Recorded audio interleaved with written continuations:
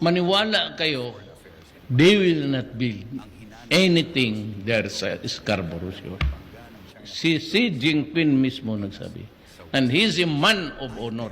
Tingnan nyo, sa panahon ni Presidente, meron ba tayong nawala na area sa West Philippine Sea? Meron bang naagaw?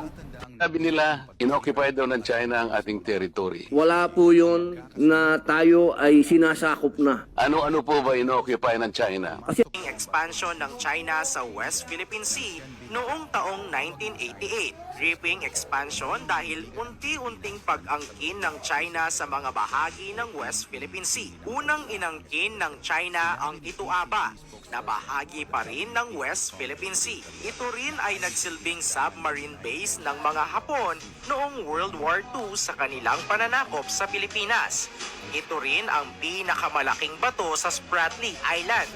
Pangalawa ay ang Subi Reef noong 1988, kung kailan ang Pangulo sa panahong iyon ay si Cory Aquino. Nakuha ito ng di nalalaman ng gobyerno.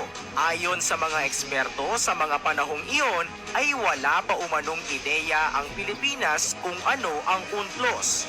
Kasunod naman nito ay sinakop nila ang Mischief Reef. Nakuha ito noong 1995 at si Fidel Ramos ang Pangulo noon.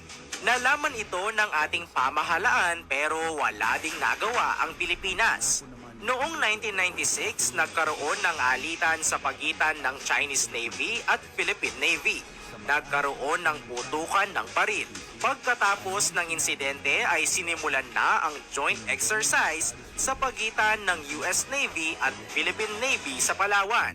Taong 2012 naman nang angkinin ng China ang Scarborough Shoal, kung saan si Noynoy Aquino naman ang naging pangulo.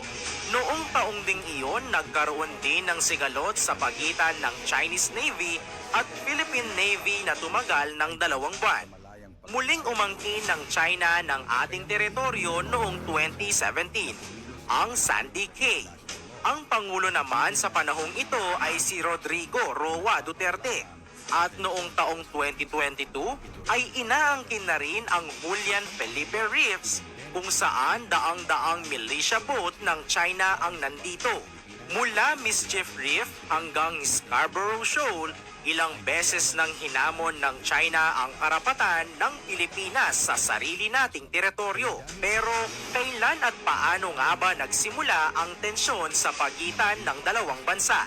Taong 1994 hanggang 1995, unang beses na nagtayo ang China ng mga istruktura sa panganib